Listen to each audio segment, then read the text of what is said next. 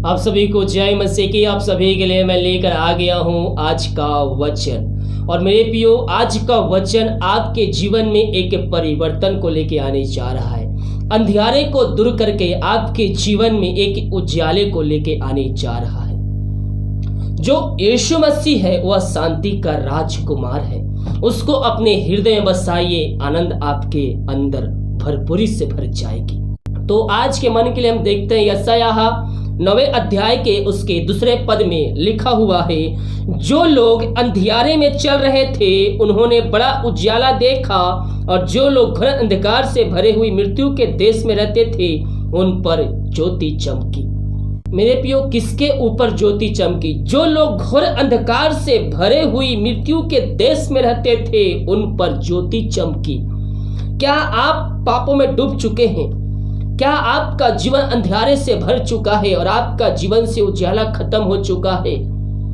तो प्रभु की रोशनी आपके ऊपर चमकेगी। यह वचन कहता है, जो लोग अंधियारे में चल रहे थे उन्होंने बड़ी उजाला देखा, और जो लोग घोर अंधकार से भरी हुई मृत्यु के देश में रहते थे उन पर ज्योति चमकी। परमेश्वर भी आपके ऊपर अपना ज्योति को चमकाना चाहता है। उसके पास आइए, उसको अपने जीवन का उद्धारकर्ता स्वीकार कीजिए, अपने पापों की क्षमा उससे प्राप्त करके मेरे प्रियो उस उजाले को अपने जीवन में प्राप्त कर लीजिए। मसीह में आने से पहले जो आप कार्य करते थे, वो अंधकार में आप डूबे हुए थे, उन बातों को अपने जीवन से निकालिए। जब मसीह यीशु को जान गए हैं तो मसीह यीशु के वचनों पे चलिए, उस ज्योति में चलिए जिसके लिए आप वारिस बनाए गए। ओ ऋषि खराबा, मेरे प्रियो, हम परमेश्वर के संतान हैं, और जब हम उसके वचनों पे चलते हैं तो हम उसकी ज्योति में चलते हैं। अंधियारा हमारे आसपास भी भटक नहीं पाएगी, हम उसके वचनों पे चले। क्योंकि देखिए उसके 6वें पद में लिखा है, क्योंकि हमारे लिए एक बालक उत्पन्न हुआ, हमें एक पुत्र दिया गया, और प्रभुता उसके कांधे पर होगी, और उसका नाम अद्भुत, युक्ति करने वाला, पराक्रमी परमेश्वर है, अनंत काल का पिता और शांति का राजकुमार रखा जाएगा। यहाँ यीशु मसीह के बारे में बातें हो रही है मेरे प्रियो। हालेलुया।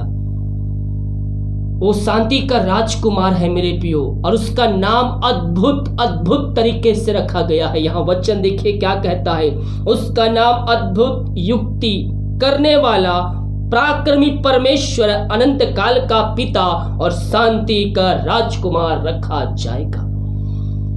मेरे प्रियो, वह शांति का राजकुमार है।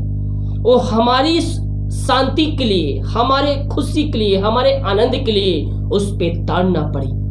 वो कांटों का मुकुट सहा, उस पे कोड़े पड़ा गया, किसके लिए? हमारे लिए, ताकि मेरे प्रियो हम उसके द्वारा उद्धार को प्राप्त करके हम शांति को हम प्राप्त कर सके, अनंत जीवन को हम प्राप्त कर सके। ये दुनिया पापों में डूबी हुई थी, पूरी सृष्टि पापों में डूबी हुई थी, लेकिन परमेश्वर ने एक रास्ता निकाला, अपने इकलौते पुत्र को इस पृथ्वी पर भेजा, ताकि जो कोई उस पर विश्वास करे वह अनंत जीवन का सहभागी बन जाए। हमें एक रास्ता दिया गया है, निर्णय हमें करना है कि हमें किस पे चलना है। परमेश्वर नहीं चाहता है कोई भी मनुष्य नरक की आग में डाला जाए, क्योंकि उसने हमें अपने स्वरूप में रचा है। वह नहीं चाहता कोई मनुष्य नरक की आग में डाला जाए, इसलिए उसने एक रास्ता निकाला और अपने इकलौते पुत्र को इस पृथ्वी पर भेजा, ताकि सारी सृष्टि के पापों को अपने ऊपर लेकर कलवरी क्रूस पर बलिदान हो जाए। और जो व्यक्ति उसके पास आए और अपने पापों का अंगीकार करे, हाँ प्रभु मैं ये गलती किया हूं, तूने मेरे खातिर अपना अंतिम रक्त बहा दिया, वह व्यक्ति अंत जीवन का सहभागी बन जाएगा। उसके अंदर आनंद की भरपूरी आ जाएगी। मेरे प्रियो, हमें चयन करना है, हमें चयन करना है। परमेश्वर ने हमें एक चयन करने का अवसर दिया है। परमेश्वर नहीं चाहता है कोई मनुष्य नरक की आग में डाला जाए। परमेश्वर कभी भी हमारे आशीषों को नहीं रोकता है।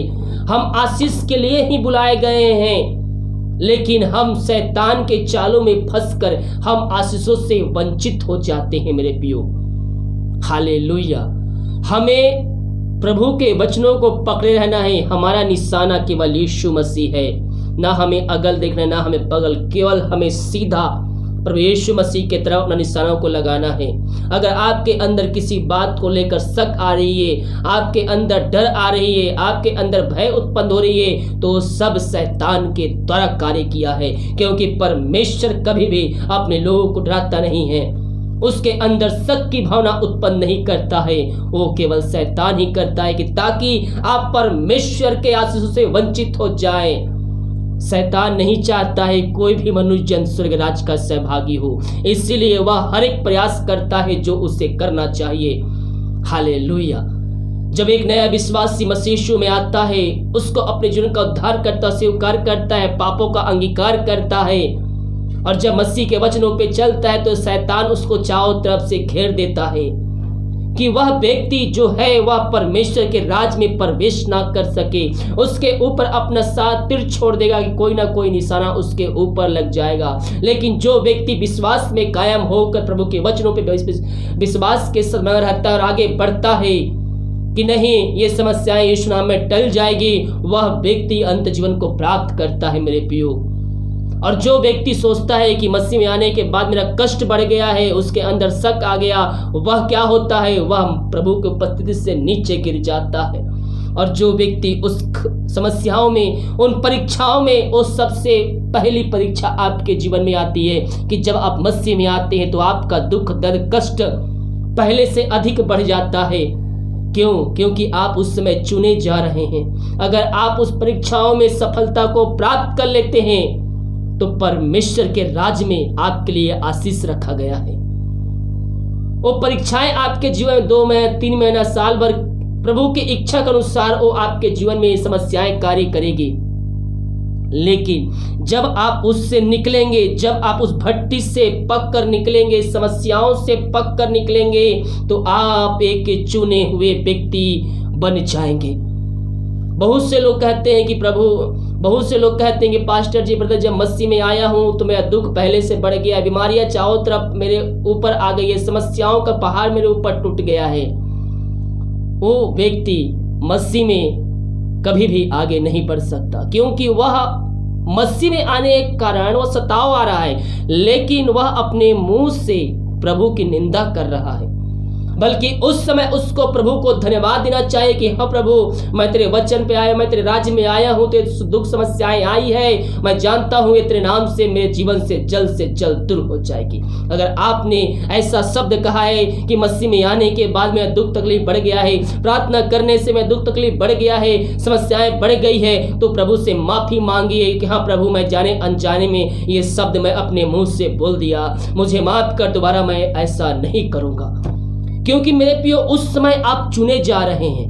आपको दुख की भट्टी से परमेश्वर चुन के निकालेगा, और उससे भट्टी के आगे, उस दुख के आगे आपके लिए आशीष रखा गया है। जब आप उन समस्याओं में प्रभु को धन्यवाद देंगे, विश्वास में कायम होकर आप प्रभु की आज्ञाओं को पालन करते हुए आगे बढ़ेंगे, तो आपके लिए आशीष के दरवाजे खुल चुके हैं। लेकिन जब से ही आपकी जो परीक्षाएं आती है, उस समय पहले ही स्टेज में आप प्रभु की निंदा करना शुरू कर देते हैं, आप प्रभु की उपस्थिति से नीचे गिर जाते हैं। हालेलुया। इसलिए जब भी आप मसीह में आने के बाद आपके ऊपर सताव आ रहा है, दुख तकलीफ आ रहा है, तो प्रभु को धन्यवाद दीजिए। आप प्रभु के राज्य के लिए कार्य कर रहे हैं, समस्याएं आ रही है आपके जीवन में, प्रभु से प्रार्थना कीजिए, उस बात के प्रभु को धन्यवाद दीजिए। प्रभु हर एक समस्याओं को आपके जीवन से निकालेगा।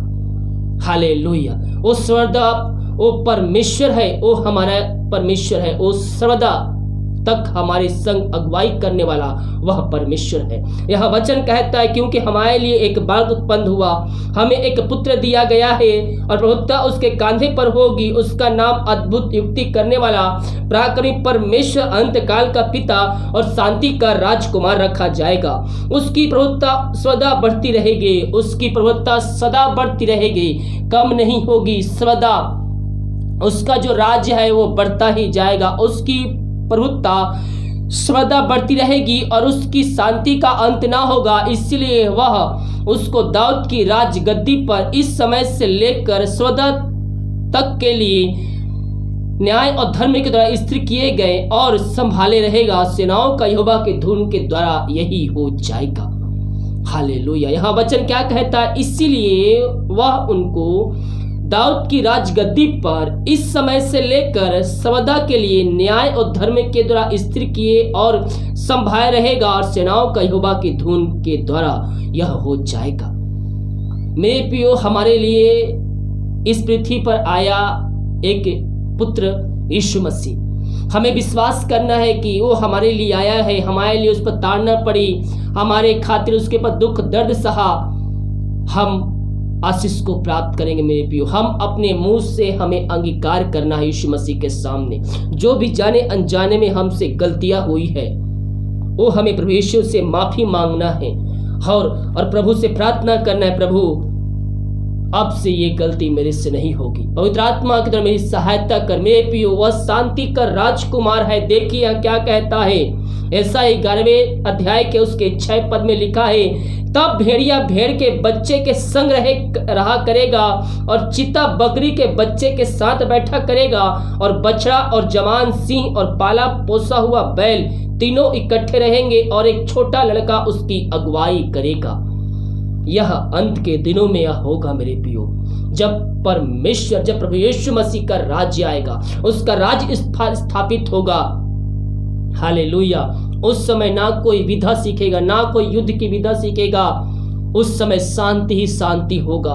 कोई किसी को मारेगा नहीं, कोई किसी को पीटेगा नहीं, कोई किसी का बुराई नहीं करेगा। यह वचन हमें साफ साफ कहता है कि एक छोटा सा लड़का चीता को, सिंहों को, बैलों का अगुवाई करेगा, यानी कि वह शांति का राज्य रहेगा।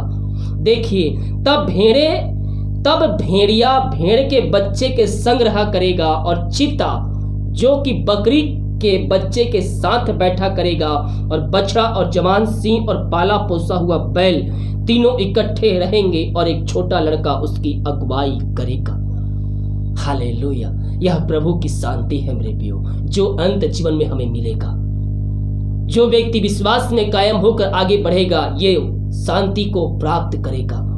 इस जीवन के बाद भी मेरे प्रियो 2 जगह रखा गया है, एक जीवन और एक नरक। जो व्यक्ति विश्वास में कायम होकर प्रभु के राज्य में प्रवेश करेगा, यह शांति को प्राप्त करेगा। हालेलुया। इन वचनों की तरफ प्रभु हम सबको आशीष प्रदान करे। वीडियो को उस जगह शेयर कीजिए, ताकि और भाई बहन लोग यीशु मसीह को जानकर अपने जीवन को उद्धारकर्ता स्वीकार करके प्रभु यीशु मसीह के पास आकर अपने जीवन का उद्धारकर्ता स्वीकार करके अंदर जीवन का सहभागी बन जाए।